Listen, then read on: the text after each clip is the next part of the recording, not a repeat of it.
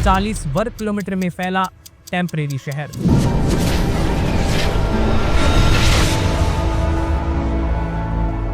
महाकुंभ के इंफ्रास्ट्रक्चर को बनाने में जो टोटल बजट है वो है 5,000 करोड़ रुपए। लेकिन इतना पैसा खर्च करने के बाद क्या कुंभ से कुछ कमाई भी होती है? World's largest peaceful religious gathering on earth, Mahakumbh.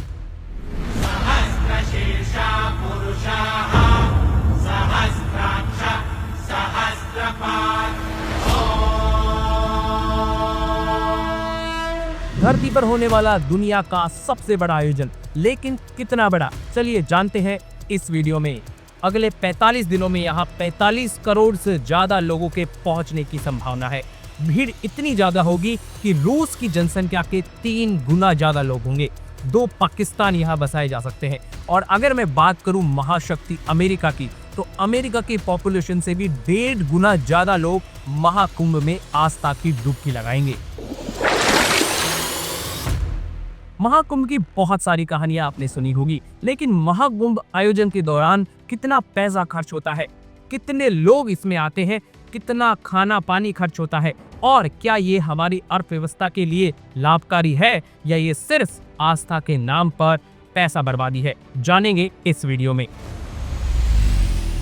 आपका पहला क्वेश्चन होगा कि 45 करोड़ लोग आते हैं तो यहाँ पर खाना कितना लगता होगा, खाने में कितना खर्च आता होगा। तो मैं आपको बता दूं कि 2019 का जो कुंभ हुआ था, जो अर्ध कुंभ था, उसमें करीब 54,000 क्विंटल चावल और 78,000 क्विंटल आटे का इस्तेमाल हुआ था। मैं आपकी जानकारी के लिए बता देता हूं कि अमृतसर गुरुद्वारे में जो लंगर लगता है उसमें करीब 10 क्विंटल चावल और 100 क्विंटल आटे की खपत रोज की होती है, और इसे दुनिया की सबसे बड़ी डेली रसोई माना जाता है। लेकिन कुंभ की व्यवस्थाओं के आगे ये पूरी व्यवस्था बहुत पीछे है, यानी कि कुंभ इससे 110 गुना ज्यादा विशाल है। अब अगर मैं बात करूं कि 2025 के महाकुंभ में कितना पैसा खर्च हुआ है इन सभी व्यवस्थाओं को बनाने में, महाकुंभ के इंफ्रास्ट्रक्चर को बनाने में जो टोटल बजट है वो है 5,000 करोड़ रुपए। कुंभ में कुल 22 फ्लोटिंग ब्रिज बनाए गए हैं, और ये जो ब्रिज है ये कुल मिला के गंगा नदी के 1 किलोमीटर के स्ट्रेच में बनाए गए हैं, जिनसे करीब 20 करोड़ लोग गंगा नदी के एक घाट से दूसरे घाट पर ट्रेवल करेंगे।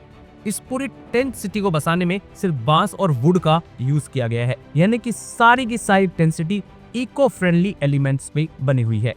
इस पैसे से 2 राम मंदिर बनाए जा सकते हैं, 3 स्टैचू ऑफ यूनिटी बनाई जा सकती है और 6 संसद भवन बनाई जा सकती है।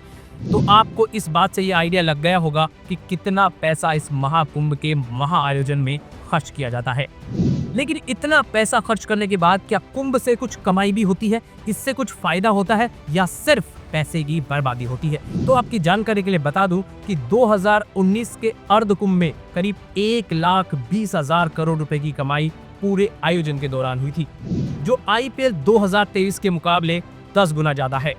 कमाई के मामले में बुर्ज खलीफा और तिरुपति मंदिर भी महाकुंभ से बहुत पीछे हैं। और 2019 का कुंभ तो अर्ध कुंभ था, यह है महाकुंभ, यानी कि 2019 में जितने लोग आए थे उससे करीब 1.5 गुना ज्यादा लोग इस बार कुंभ में शिरकत करेंगे।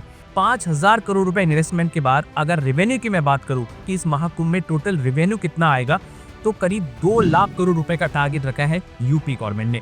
अब वो कितना इसमें सक्सेस होते हैं ये तो महाकुंभ के बाद ही पता चलेगा।